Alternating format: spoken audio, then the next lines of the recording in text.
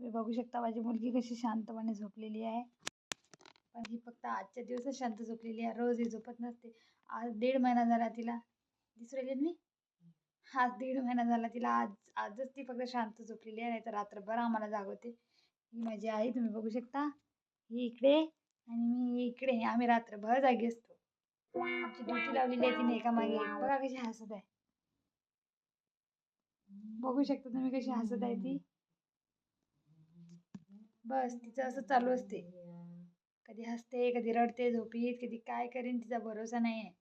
पण आपल्याला मात्र जागवते. आपल्याला रात्रभर जागं राहावं लागते आणि सकाळी सकाळी पण तिला झोप येत नाही.